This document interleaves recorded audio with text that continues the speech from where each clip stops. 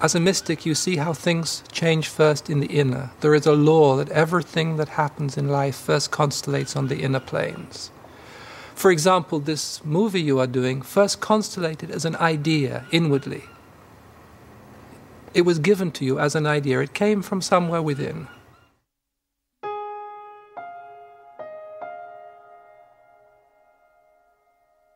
In the spring of 2002, I think we all had a lot on our minds, but why the idea to make an independent film?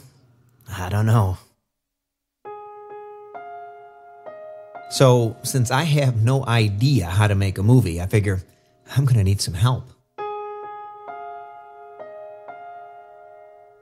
So he lays this out on me, let's make a movie, and of course, I say yes. Yeah, and it's brilliant, just brilliant. If you're going to make a film, ask your cousin and your best friend who has no history of filming or editing or acting or making movies at all. If we had known back then what was going to be involved in this project, I don't think we'd have had the courage to have taken it on. And maybe that's true of a lot of life's journeys.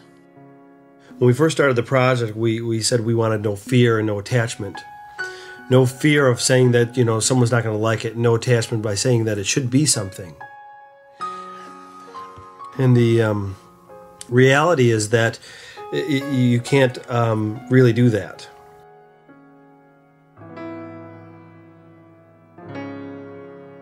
So with our camera in our hand, we head out into the world.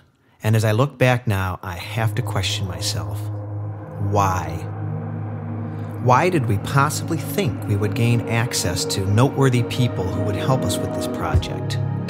Why would a group of guys from Detroit with absolutely no experience in filmmaking possibly think we would be able to meet, let alone interview, some of the world's greatest priests and rabbis and imams? But they came forward. As I look at their faces now, I'm amazed.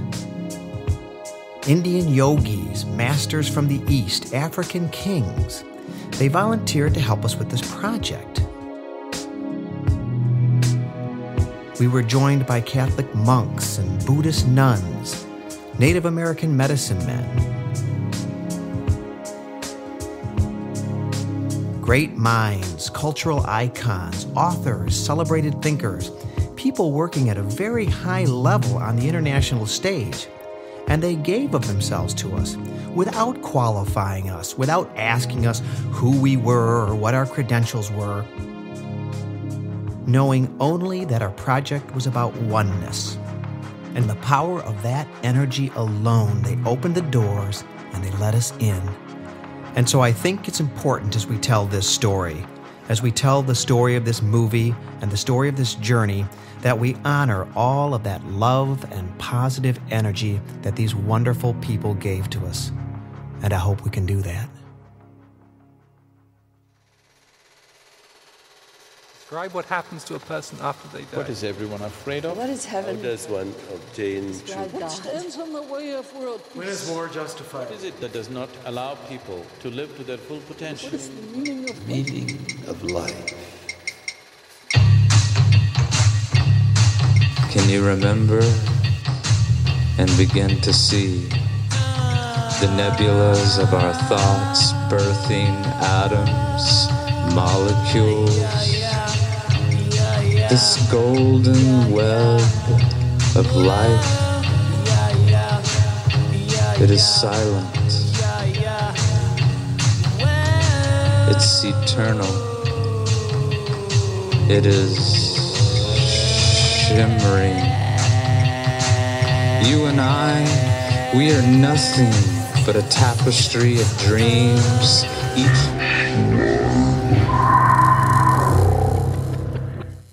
I mean, we had to remember, we're just a couple of guys trying to make a movie in a basement in Michigan. Yeah, we found out we couldn't do what they do in Hollywood. So we decided to go back to the basics. And our new beginning for the film came in the form of a simple, beautiful woman, Sister Eveline, who with 3 words gave us a new start to the movie.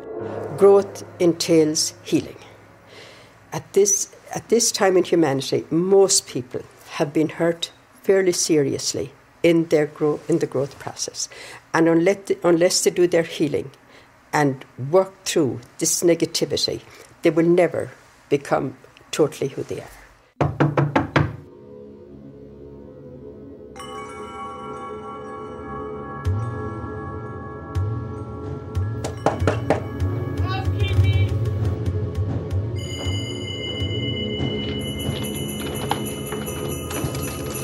You need any help today? All set.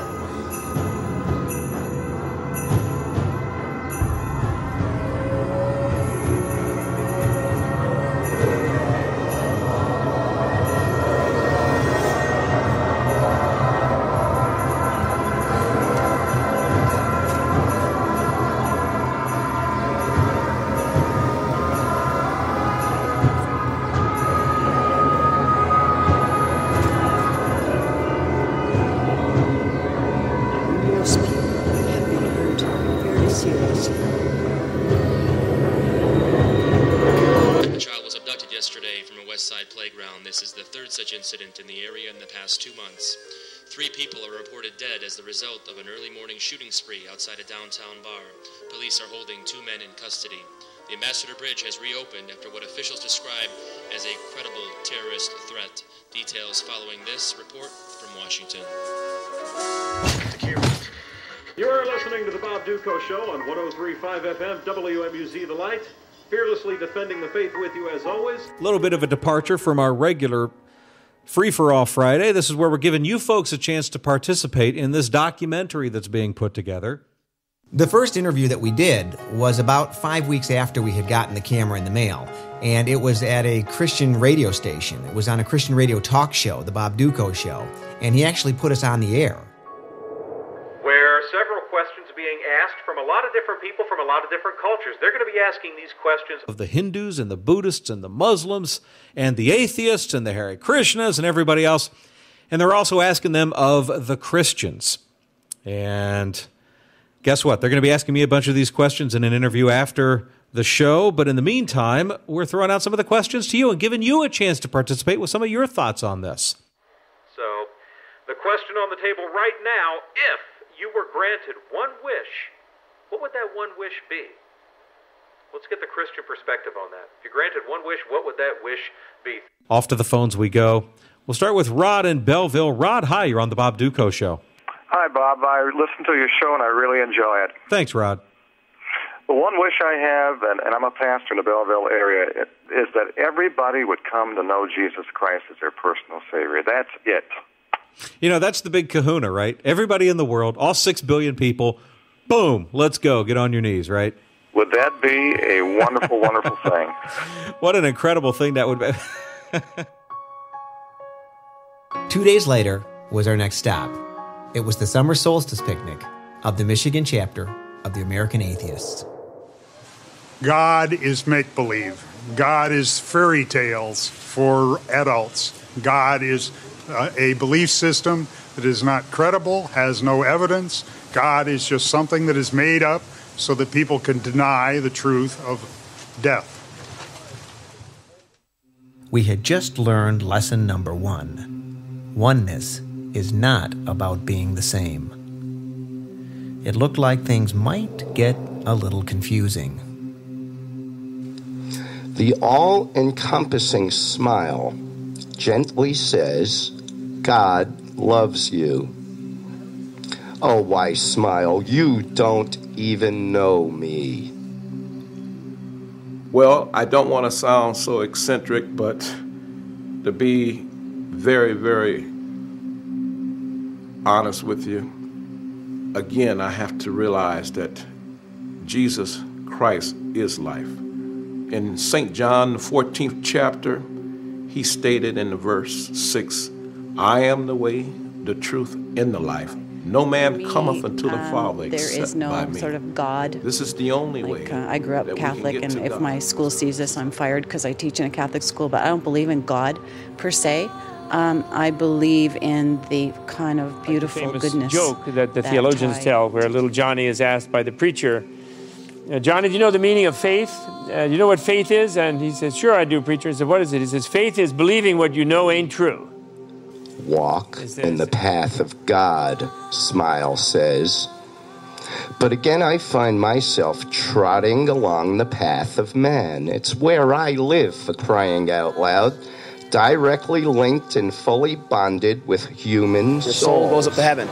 Comedy show, ladies. You need to go to the show. And what else? And all that baggage that comes with it, draped with human attributes, full of folly and foibles, so outlandish no imagination could conjure them up. We're living in the last These days, are real stories. A lot of things are going on, like homelessness and, drugs, alcohol, and a lot of gang activity. I don't know, maybe it's hard to find work and things like that. So some countries are in the dump, some countries are up, some neighborhoods are in the dump, some neighborhoods are nice. So that's the answer to that question. Mr. Man with a nice shirt. What else? These are real stories unwinding in cities and towns all over the world, in many languages, through every culture, lives weaving their way like webs.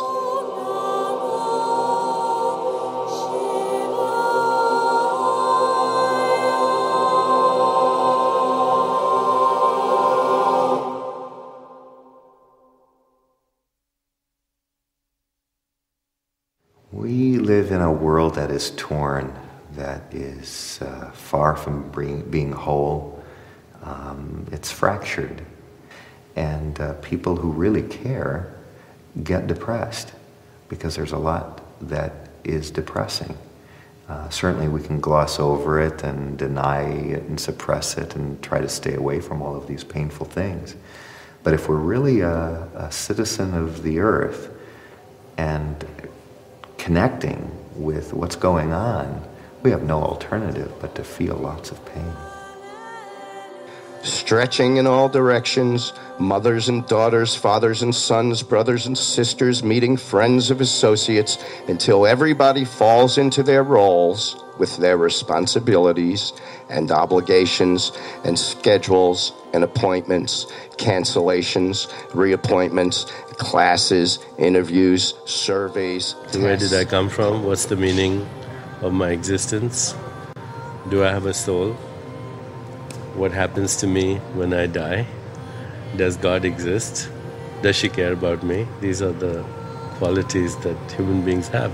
We are the only species that is aware of our mortality. And with that comes the great desire to look into the unknown. If you're not totally amazed and bewildered and mystified by yourself, then you are still not fully human. Eventually, we were able to put a face on this struggle.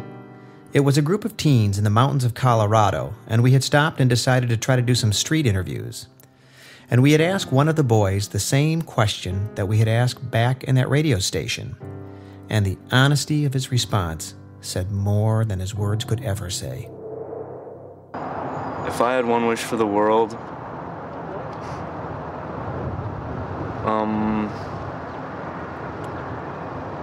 if I had one wish for the world, I would have everyone, I don't know. I'd have to think about that.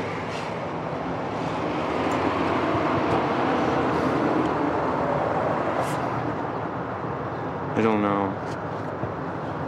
I wouldn't have a wish for the world. I don't think I would choose wish for the world. I don't think I'm worth it. That's the truth. Several questions being asked from a lot of...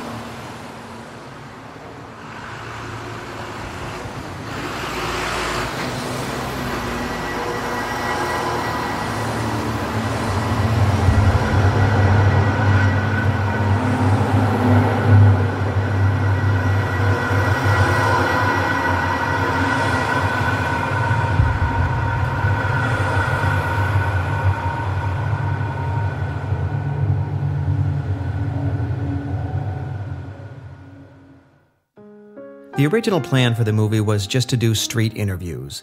We were going to get our camera and put together a list of questions and talk to people on the streets and try to get a broad cross-section of humanity answering these questions. Well, at some point we decided, let's try to get an interview with a famous person or a spiritual leader or an icon or an author. And so we sent out a few emails. And the first response that we got back was from Dr. Robert Thurman. Not only is he Uma Thurman's father, but he happens to be a great author, a professor, close personal friends with the Dalai Lama. He was the first American-born Tibetan Buddhist monk. And he's kind enough to invite us to his home in the Catskill Mountains. He's never seen the questions, never heard the questions, so he's doing everything off the cuff. I mean, we're asking, describe God. Why is there poverty and suffering in the world? Why are so many people depressed? What happens to you after you die? And he's barraging us with this wealth of information and articulate thought, and it was an incredibly powerful interview that we were having. Well, question 17 was a little bit different. Question 17 was our non-verbal question, as we called it. And the question went like this. Non-verbally, by motion, gesture, or movement only, show or act out the condition of the world.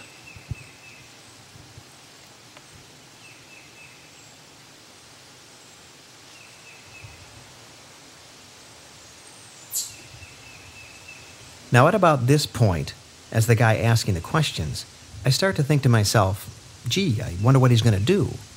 Because it's kind of a bizarre question anyway, and we've gotten an awful lot of interesting responses, shall we say, to this question. Act out what you believe to be the current condition of the world.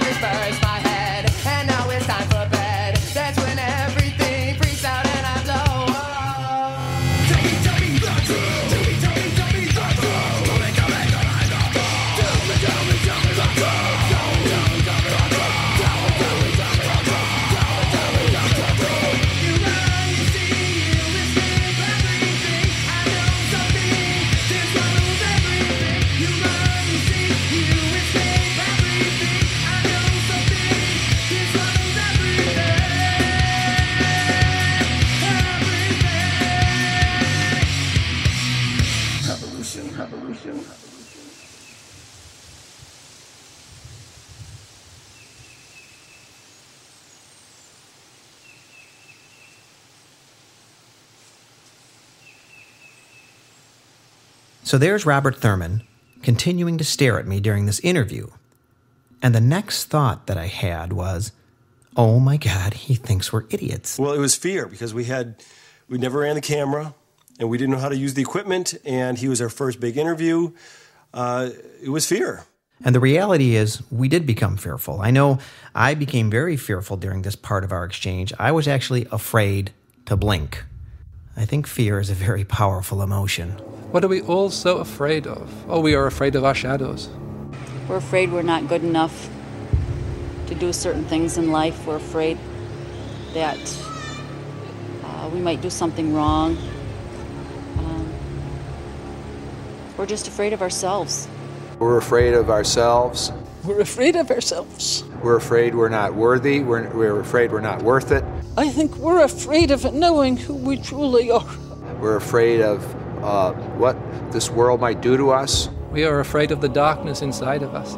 We're afraid we're broken and failures, and we'll be discovered, and then we'll be shamed and shot. We're afraid of our power. We are afraid of our inherent dignity.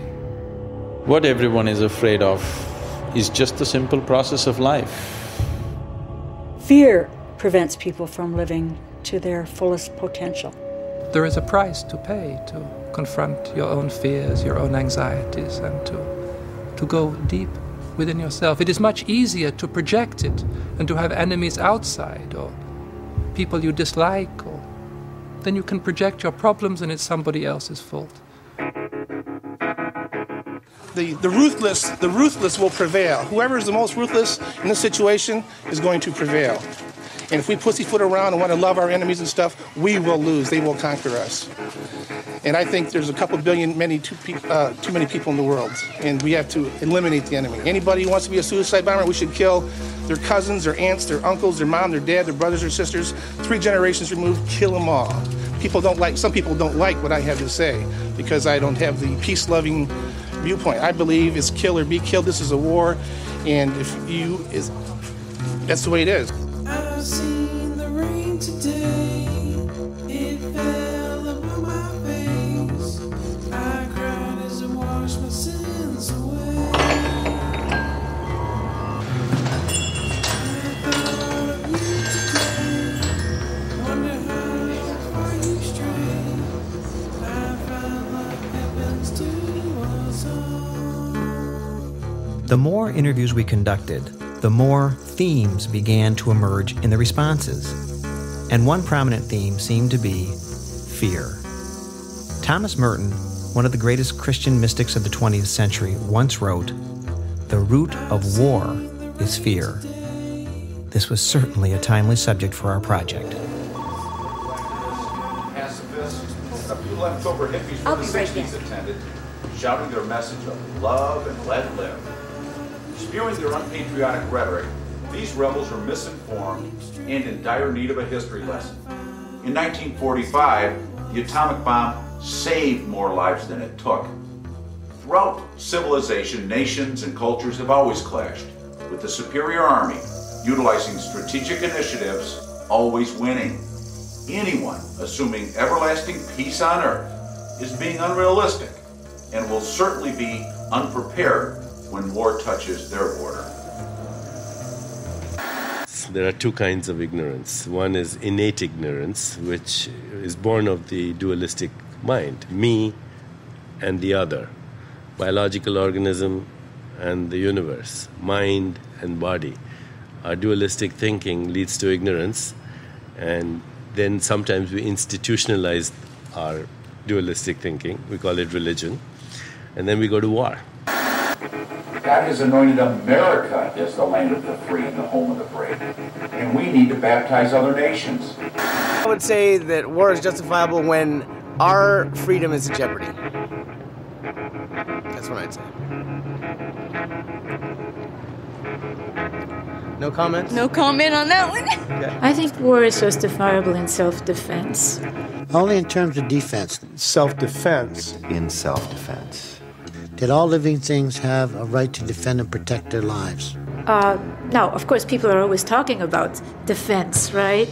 And really, it isn't defense. You know, we hear of the Defense Department, and it's really a War Department.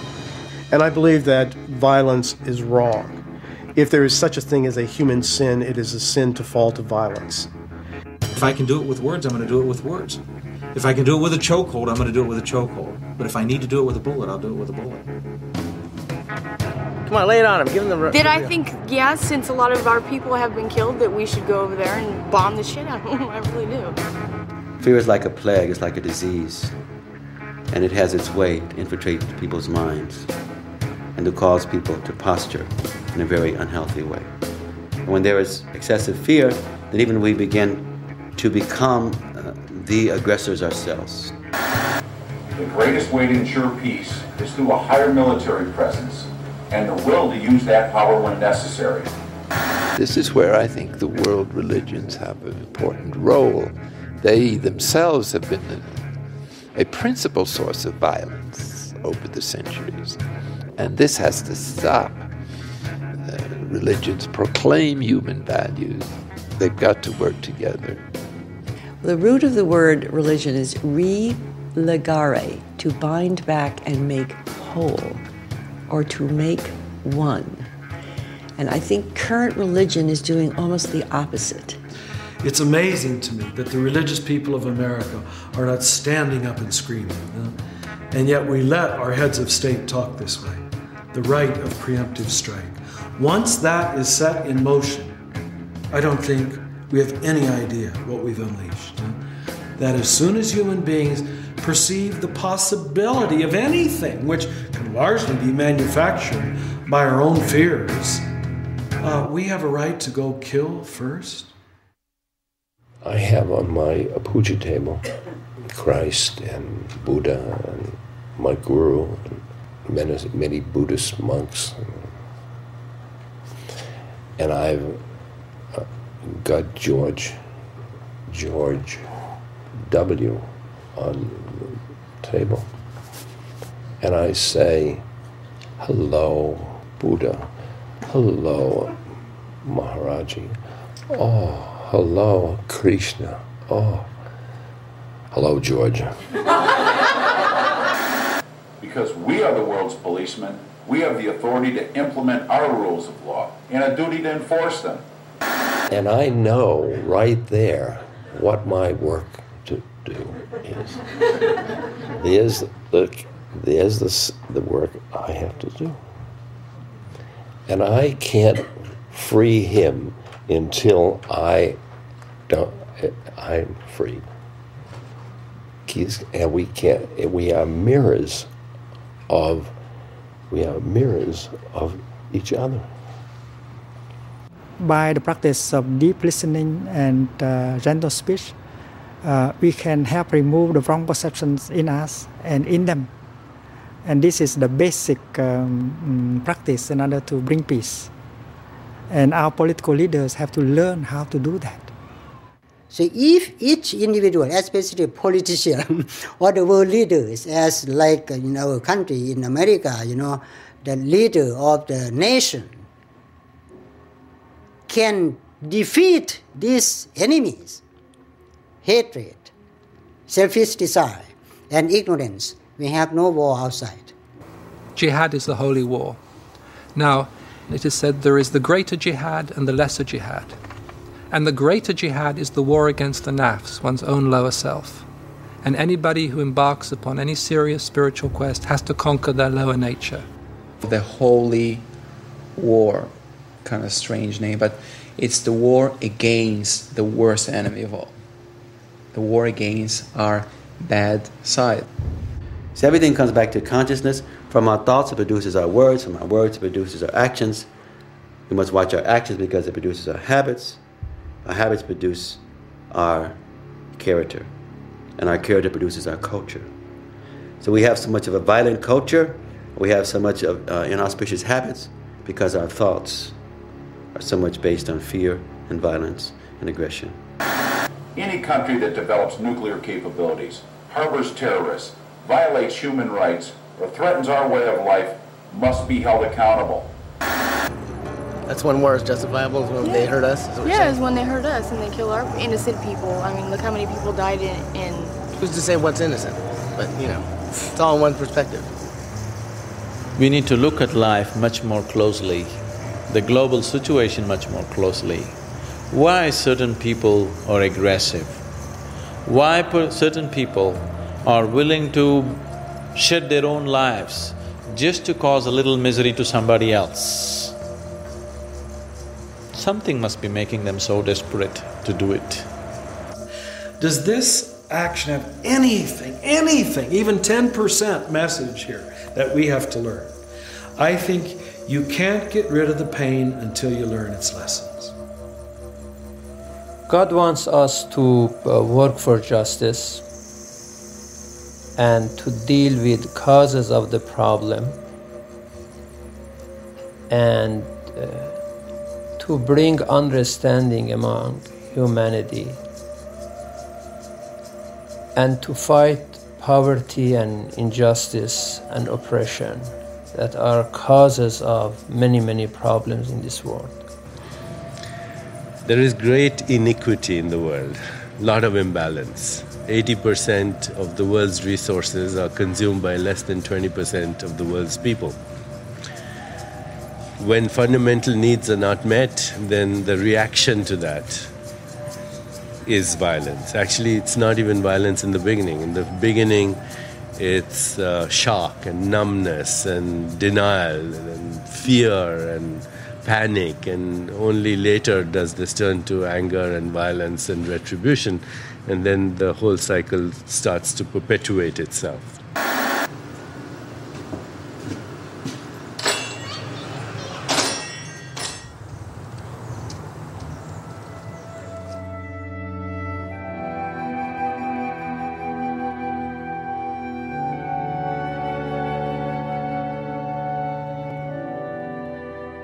so here we are, the inheritors of the whole of creation, so to speak, the whole of evolution at least, with an intelligence that's somewhat impaired by the fact that we have come to this place largely through competition, violence, selfishness. And we haven't learned yet that happiness is going to be found not in fighting each other, but in joining hands and trying to climb out of this swamp of human selfishness that we find ourselves in, instead of fighting over the real estate.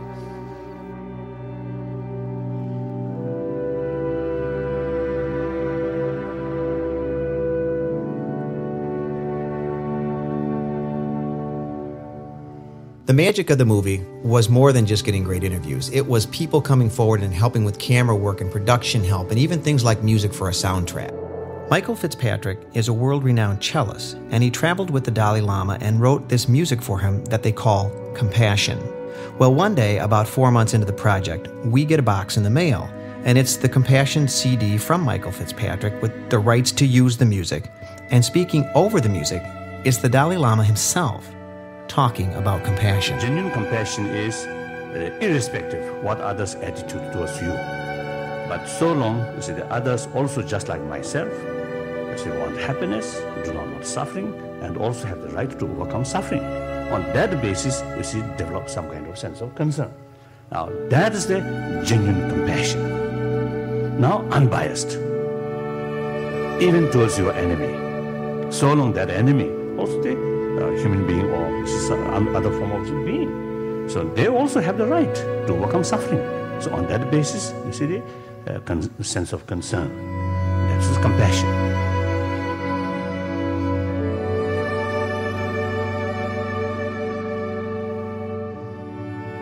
Somewhere in the suffering, the poverty, the distress in this world, there is some lesson, some experience that people need.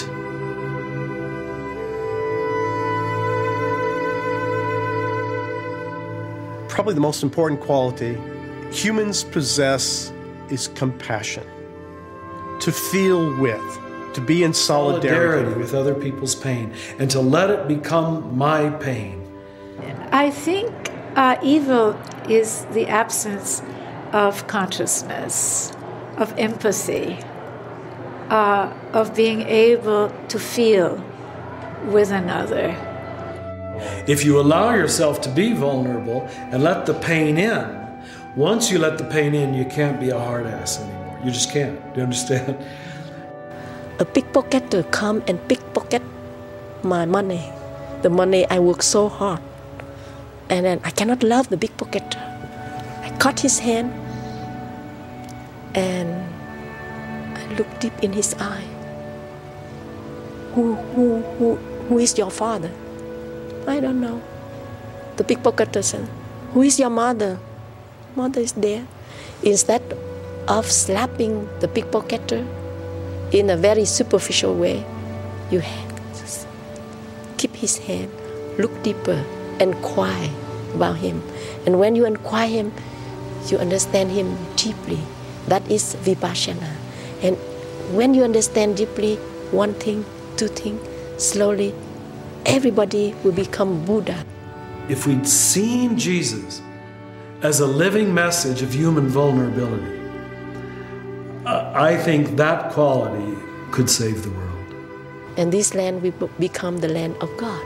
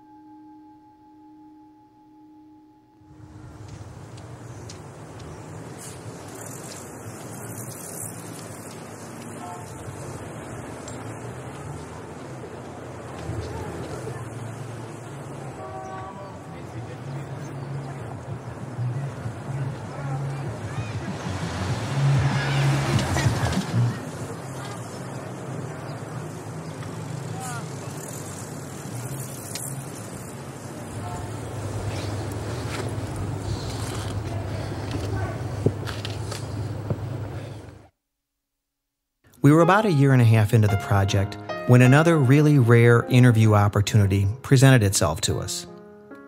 In 1967, Dr. Martin Luther King nominated for a Nobel Peace Prize a young Vietnamese monk named Thich Nhat Hanh. Please call me by my two names so I can wake up. So the door of my heart will be left open, the door of compassion.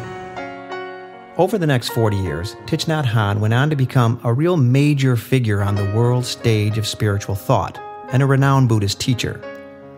It was during one of his rare visits to the United States that he learned of our project and agreed to meet with us and share his thoughts. Well, the plan was to study with him for 3 days, and at the end, he'd answer some of our questions. But after the 3 days, we found out that there were a bunch of other groups that wanted to talk to him as well. But despite these demands on his time, for whatever reason, he walks over, sits down in front of our little camera setup, and spends 20 minutes with us. And what I thought was interesting was when I asked him one of the questions about living in the present moment, he answered the question with a story. A man riding on a horse. He seems to be in a very hurry. And a friend of his standing by the sidewalk, calling on him, "Where are you going?" And the man on the horse said, "I don't know, you ask the horse." It means that we do not know where we go. We allow the situation to carry us away. We are not in control of ourselves. We do not live our own life in the here and the now.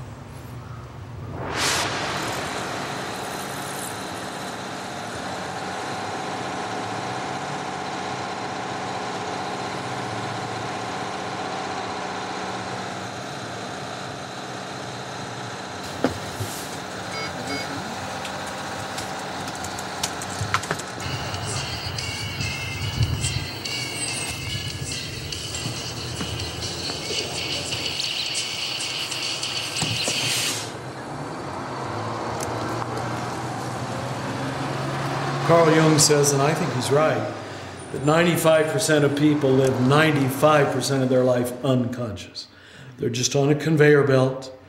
They can be bought off very easily. We see this, how the media can almost create any mentality at once in America, usually within a week. And we think we're intelligent people, huh? But you can tell there's no ground or center in here. And whatever the dominant consciousness tells us to believe, we by and large believe. Bread and circuses was the name in the Roman period, that the Roman people could be kept unconscious by just keep giving them enough bread and entertaining them in the Colosseum. Bread and circus of media. Television is a drug. Television is the new church, and it sucked our brains into the TV tube. And what it's done is created a matrix where people are totally stupefied and distracted from the world around them and a belief that they can change it. We think we're the mind that is miserable and that is anxious and that wants and desires. So we chase it and we become anxious. Settle down. Relax. Go inside. Meditate. Doesn't matter what religion. Meditate and still your mind. There's nothing wrong with this moment. It's complete. If you could live in this moment, then you would be okay. But you're either living in the past or in the future. And we can say about both of them, they're not here.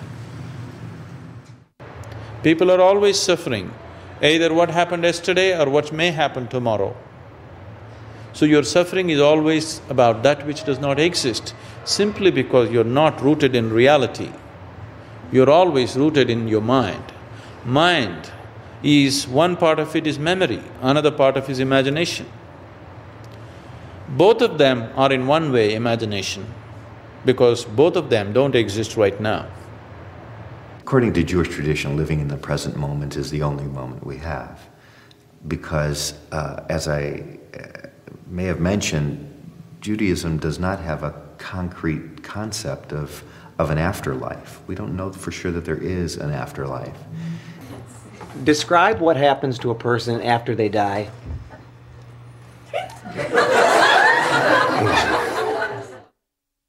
In what certainly was one of our most interesting interviews, we were able to actually get a first-hand answer to this question about what happens to a person after they die. We met a woman named Barbara Brodsky, and about 30 years ago, she lost her hearing. And in her deafness, she began to come into contact with a disembodied spirit. His name is Aaron, and using Barbara as his channel, he answered our question about the afterlife. I am Aaron. My blessings and love to you. The question, what happens to a person after they die?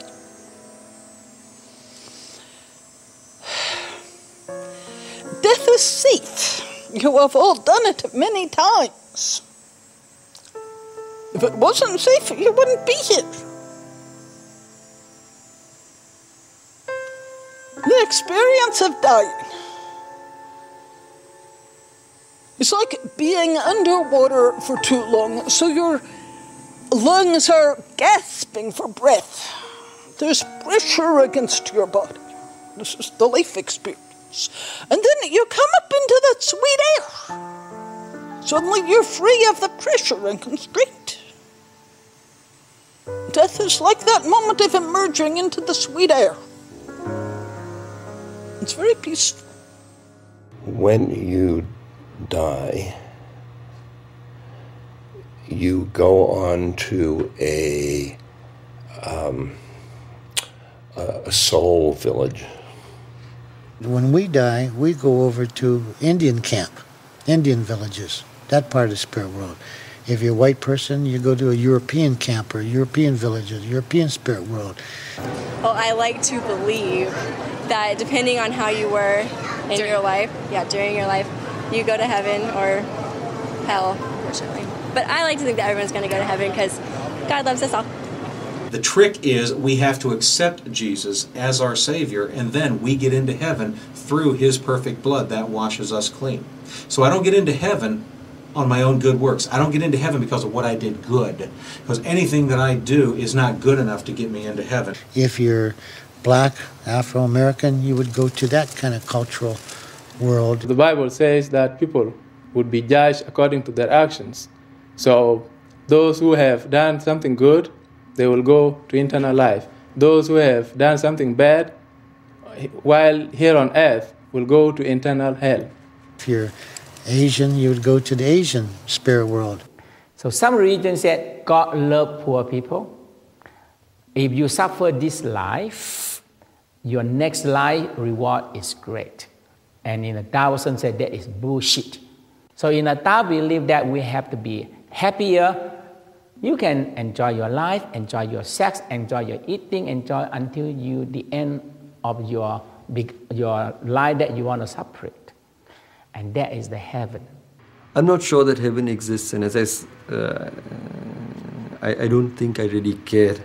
I believe I'd like to live in this world, in this life, assuming that it is the only life and the only world that I will ever have access to.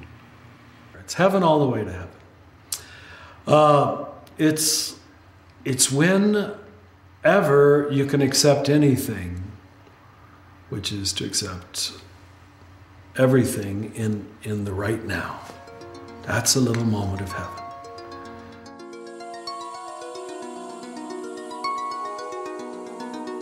The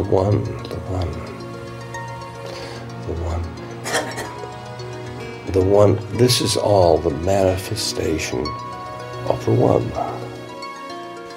It manifests in cosmos, nature, in all the qualities of nature, in the poeticness of the natural world. The one is creative. Look at it, it's creative. Look at how it's creative. In butterflies and in seagulls and rivers and mountains. And heaven has not yet been created. And when it is created, it will be a place where everything and anything you wish for is right there for you. To be honest with you, I've not thought about heaven. Not in the pie in the sky, the traditional way, the way I was raised, where they say, well, if you're a good girl, you'll go to heaven and be above the clouds and, at the pearly gates and all that. I don't happen to believe in all of that.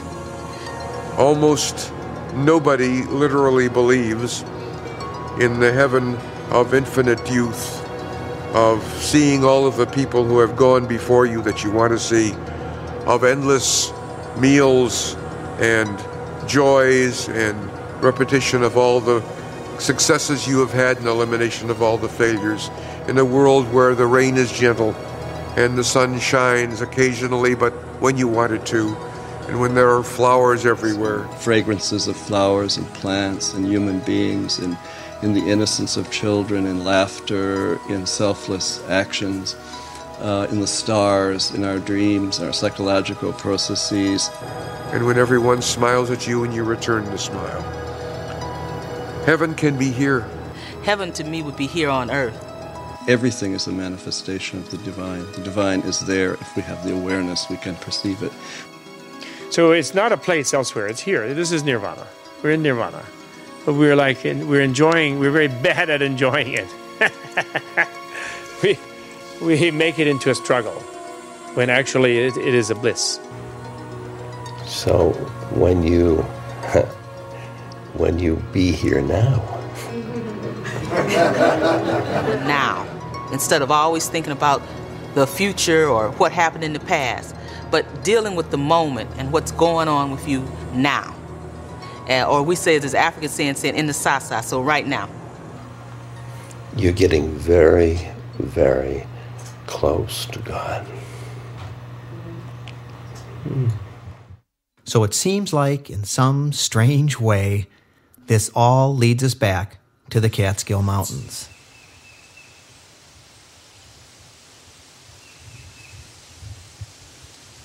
So after wondering what he was going to do, and then being afraid of what he thought of us, as we continued with our eyes locked, I was suddenly overcome with a sense of the present moment. This powerful sense that I was a 45-year-old man making a movie of all things, sitting on the top of a mountain on a summer afternoon with Dr. Robert Thurman. And I knew in that moment that this journey had great meaning.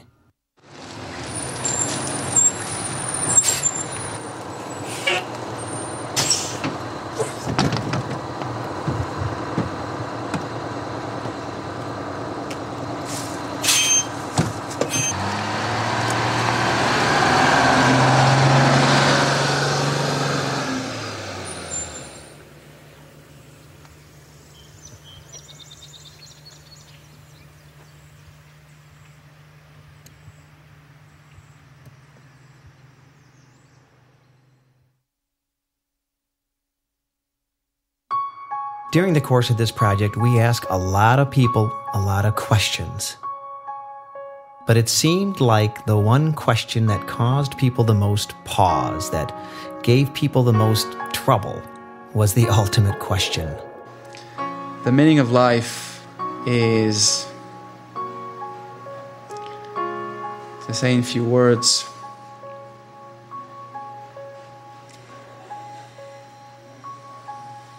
the meaning of life. God, that's a good question. That's a really good question. We're here because that big question. What is the meaning of life? The question is actually absurd. God. For me,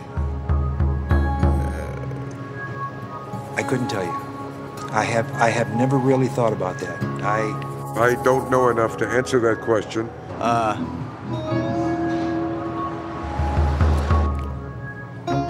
don't.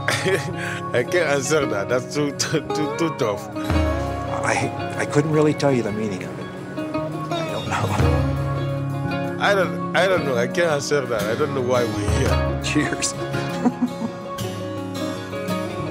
Something is trying to happen here. Something is being born, like a phoenix rising out of the ash. Something is being born.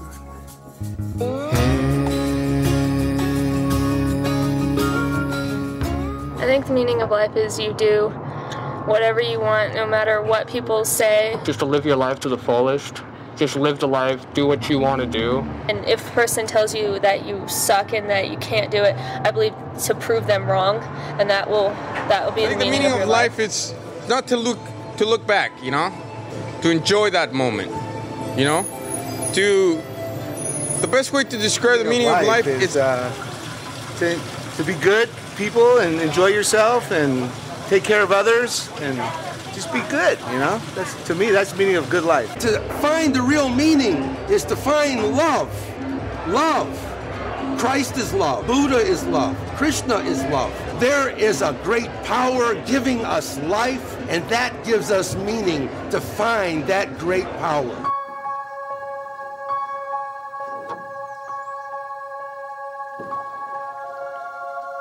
What is the meaning of life? It is what is the meaning of life to you. Because for me it is different to you. Because each of us is unique, each of us is different, each of us has a unique note to play. All of us are just this huge, massive puzzle, like massive puzzle. Each one of us is a different piece. And that's our I. That I am a part of everything else that's here. And so the meaning for life is that we all have a role. And I'm trying to define what my role is. And if I know what my role is, I know what the meaning of life is for me. Carl Jung, he said, find the meaning and make the meaning your goal. Just like Joseph Campbell said, follow your bliss. The meaning of life is to experience the divine potential within you, say yes to it totally, and actualize it on the behalf of all life. The meaning has to be made here in my relations with other people. Collectively, what we make of this earth and of all the people who live together, that's what makes the meaning of life. And there is no point in you trying to follow my meaning or me trying to follow your meaning. The thing is that you need to be able to understand your little piece and see what you look like and also see all the pieces around you so that you can see how you fit in without trying to mimic all the pieces or change your piece. Because we are each unique. We are a unique creation. A butterfly doesn't try to become a tree. And then you've got the part of you that's connected, which is the little edges of the pieces of the puzzle, correct? God is found in the interconnections between people. And the discovery of every person that I meet is a discovery and meeting of God.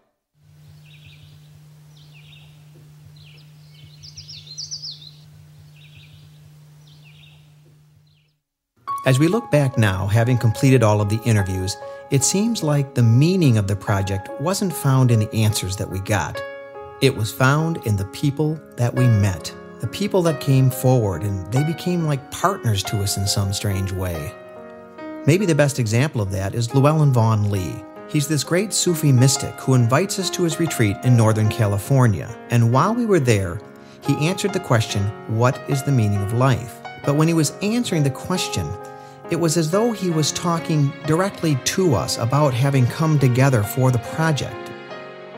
And what he said was, when your meaning and my meaning for a moment intersect. And then we are outside of space, outside of time, and we are working together in a totally different way that affects not just you or me, but the whole. And that is very meaningful. I see a face in the crowd. I see eyes wide open. I see a face with seeing eyes in a crowd of blind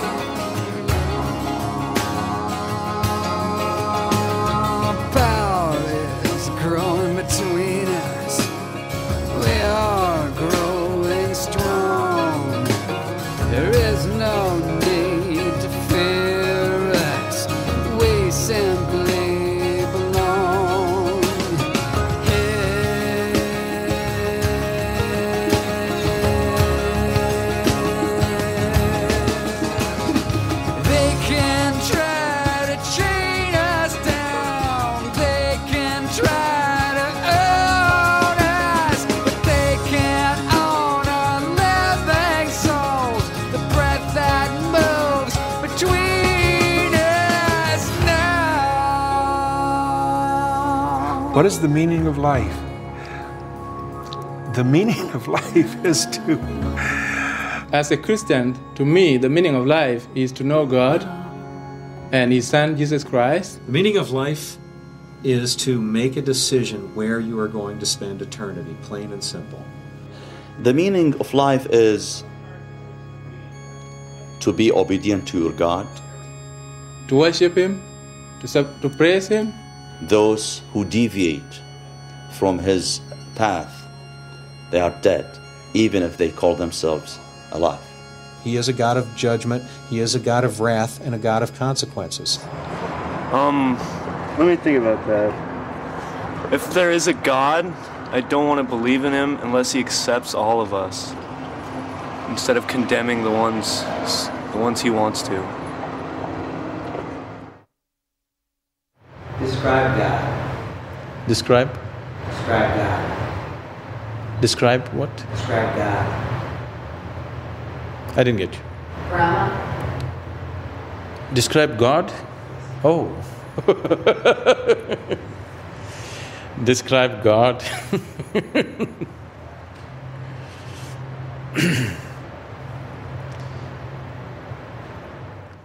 Describe God, you can't. It is a ludicrous question.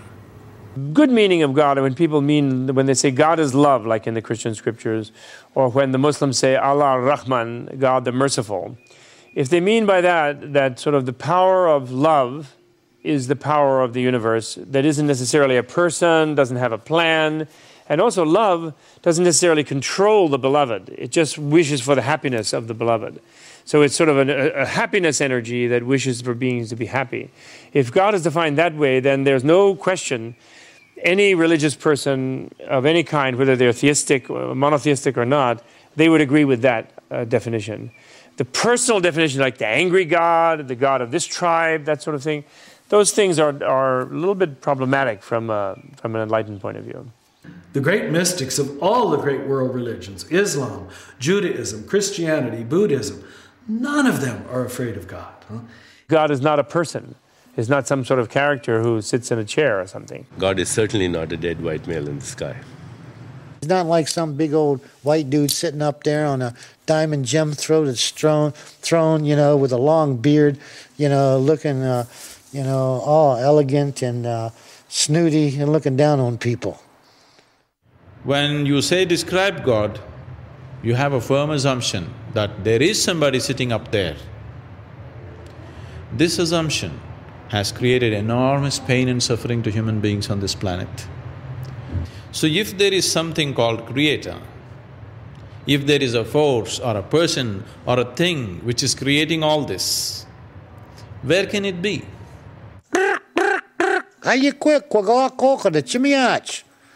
See, he listens. The Creator is everywhere, it's like I said. The Muslims say that God is closer than your jugular. He is closer to us than this vein here. And God is certainly closer to me than my jugular vein. He is closer to us than our hearts. And God is to be found in the heart of every living entity, as well as in all the atoms. Smaller than the smallest. One could say smaller than an atom or an electron, and greater than the greatest, greater than the whole universe, is the divine reality. That God is in everything, everything is God, everything is a part of God. We call the Wu Qi, the nothingness, the center of the universe. So in the Taoism, we don't give them a name of God. Tell them that God is not out there. God is beyond even our idea of the beyond. You can't describe it, you can only feel it. The real goal is something much more amazing, you know. It's much more fantastic. Like a phoenix rising out of the ash, someone is waking up.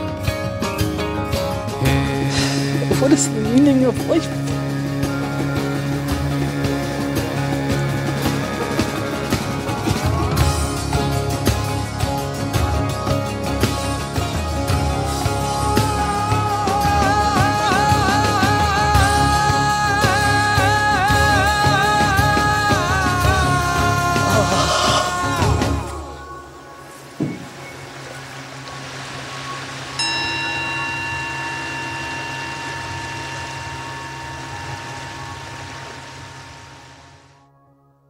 And so, about 3 years ago, we set out on this odyssey with nothing but a DV camera, 20 questions, and a mantra.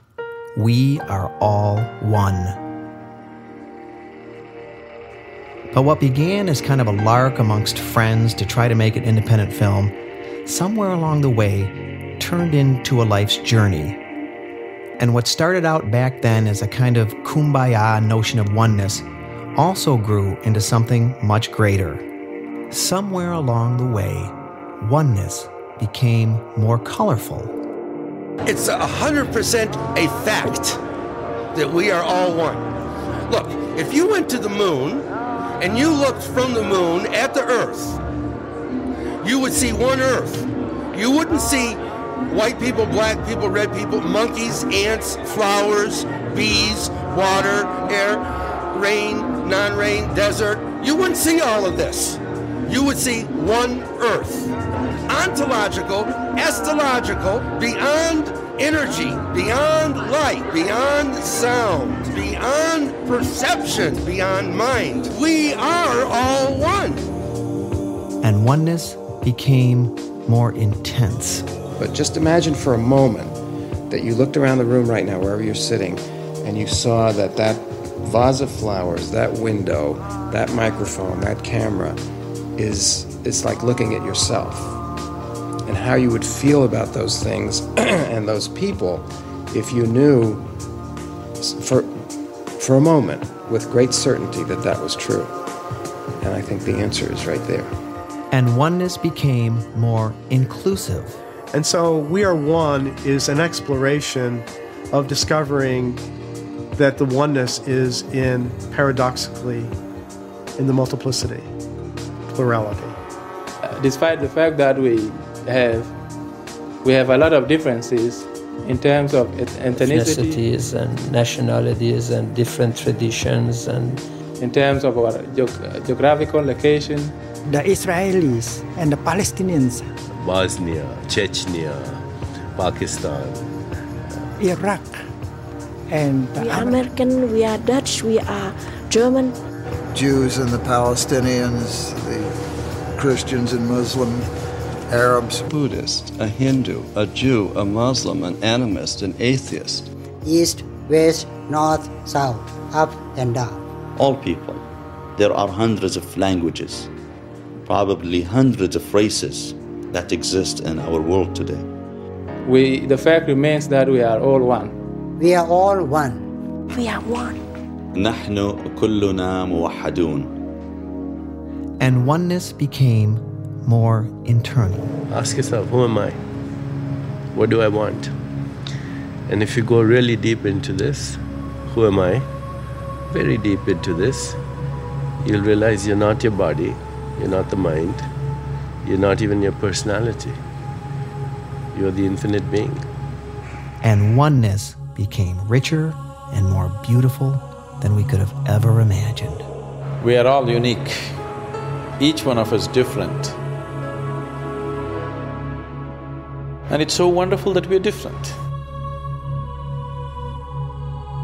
We may spring from the same oneness of our interiority, but as human beings, as individuals, every one of us is unique. We are different. That's what is beautiful about us. So at least let's enjoy the difference. If you learn to enjoy the difference, if you see that every human being is a unique human being, only once in the whole eternity, only once this kind of human being happens. You cannot find exactly this kind of human being anywhere else in the existence at any time in eternity, only once. That is true with yourself, with your friend, with your enemy, with your loved ones and the ones you hate. All of them are absolutely unique. Anything that you see as unique, you value it. Anything that you value, you will have no problems with it. And oneness will happen out of that. If you begin to enjoy the uniqueness of life, oneness will happen out of that. On the last day of the last interview after the final question had been asked, we were sitting in a remote monastery with Father Thomas Keating. Now, he's probably the most revered figure in the Christian contemplative movement today. And we were talking with him about the journey of this movie. And on the final minute of almost 100 hours of tape, he summarizes the journey this way. The beginning of the spiritual journey is the realization, not just the information, but a real interior conviction that there is a higher power, or God, or to make it as easy as possible for everybody, that there is an other, capital O. Second step, to try to become the other, still a capital O. And finally, the realization that there is no other. You and the other are one. Always have been, always will be. You just think that you aren't. To give you a chance to answer them. So right now, for our remaining few minutes, get online, because here's the question, and I want to know your answer to this. What is the meaning of life? What is the meaning of life? How do you answer that question without going to find some guru sitting on top of a mountain with a white beard and sitting in a yoga position? You know what I'm talking about.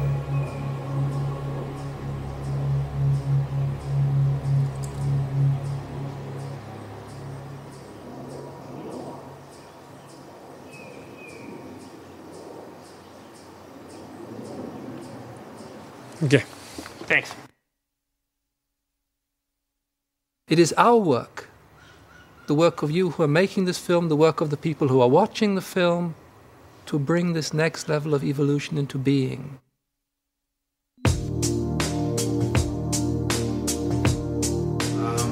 Just please, while we get focused, give us your name and tell us a little about yourself. My name is Deepak Chopra.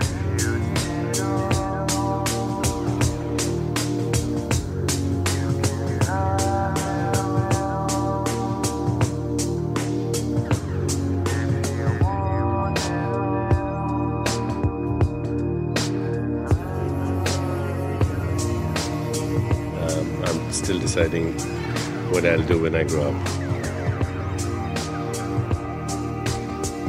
Why are so many people depressed?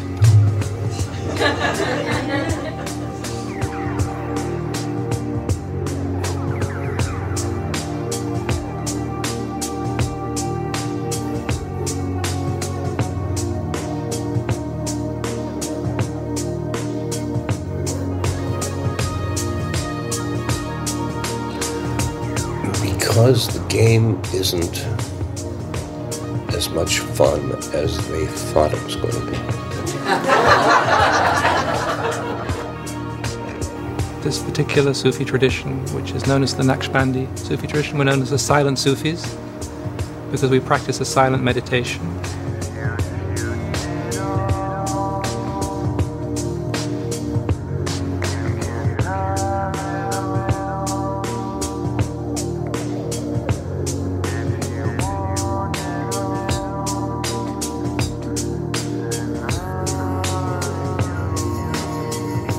Our tradition goes back to the 13th, 14th century in the Middle East.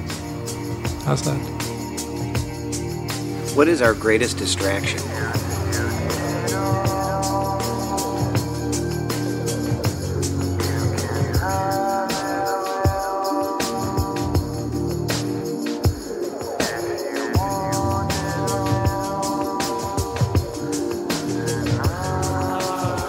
Our greatest distraction? Excuse me. Take care. Have a nice weekend. All right. Thanks for calling. Bye. Greatest distraction is the telephone. Are we going to have to do something about that?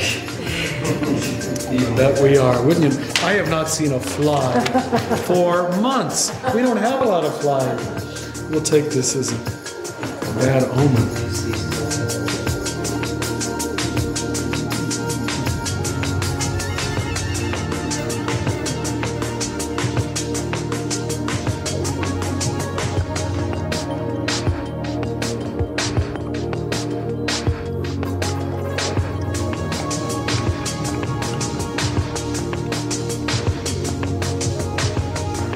He will keep reappearing. I don't even think we have a fly swatter.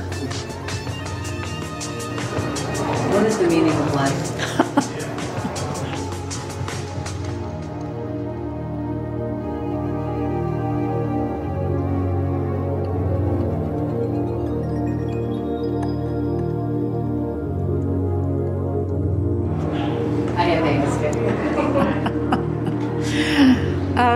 Well, I used to ask that question. I used to want to know, where does infinity end? I mean, we just don't have the equipment.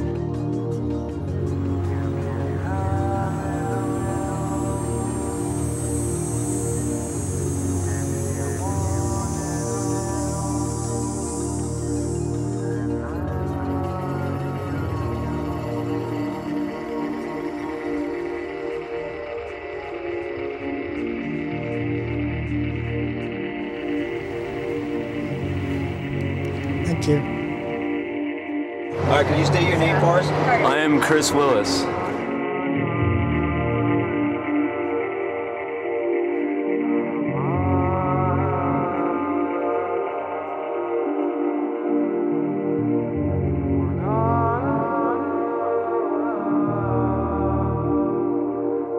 What makes you happy?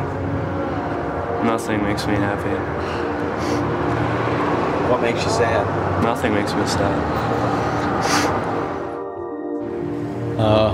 I'm Sadhguru Jaggi Vasudev. What should I say about myself?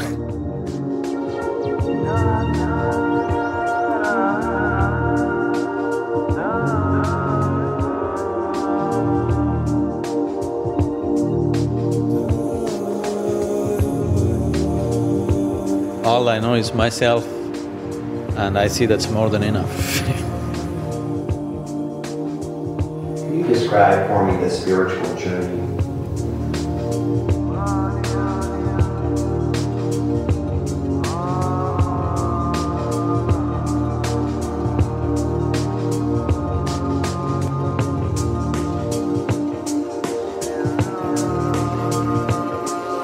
Well, have you got a few hours?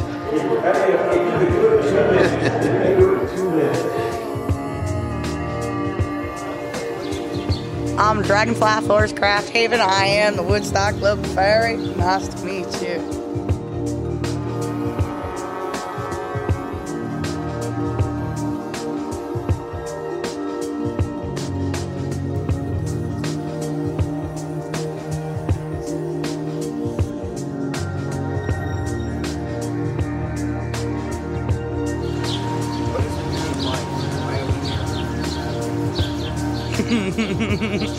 To live?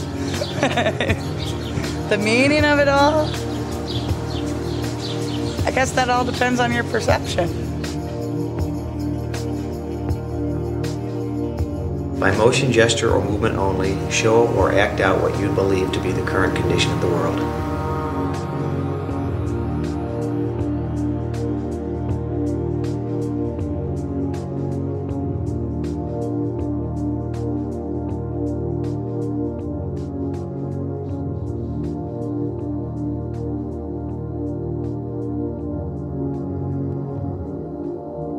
Now you can explain it to us. Okay.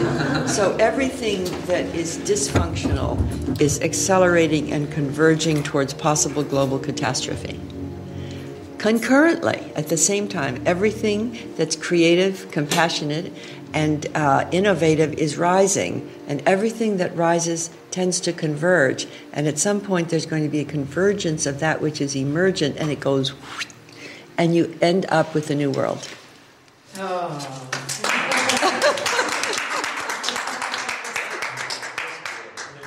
Thank you.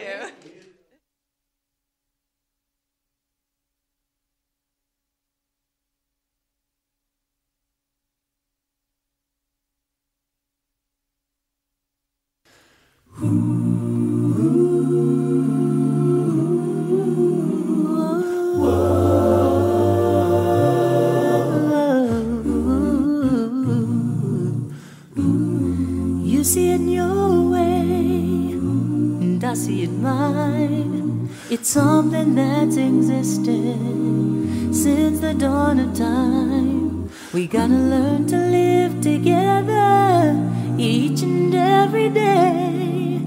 And if you could see what I see, we might find a way. 'Cause I know that we are different, but inside we're all the same. And someday you're gonna realize we're playing the same game. If you walk a mile in my shoes, a mile in my shoes, do you think your eyes would open and see another view? If you walk a mile in my shoes, would you be so cavalier with the words that you choose? And would you be so quick to put aside someone who's not like you? Not if you walk a mile in my shoes. Oh, oh, oh, oh, oh. Why does it always seem to be that everyone I know has a better plan for me? Well, I'm just trying to get my life straight, doing things my way. And if you would only listen, there might come a day when you don't only think of me as a smaller man than you, but an equal part of a bigger plan that's gonna see us through. A mile in my shoes, do you think your eyes would open and see another view? If you walked a mile in my shoes, would you be so cavalier with the words that you choose? And would you be so quick to put aside someone who's not like you? Not if you walked a mile in my shoes. And if you're always up there looking down, you will never see what's true. And if we start seeing eye to eye, you'll see the real you. It's really nothing new.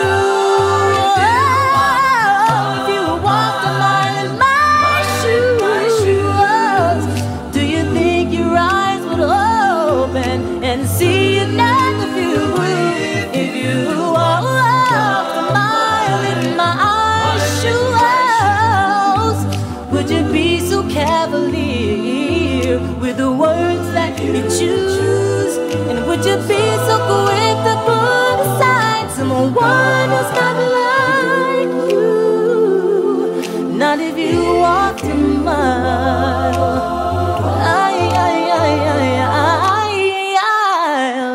A mile in my shoes.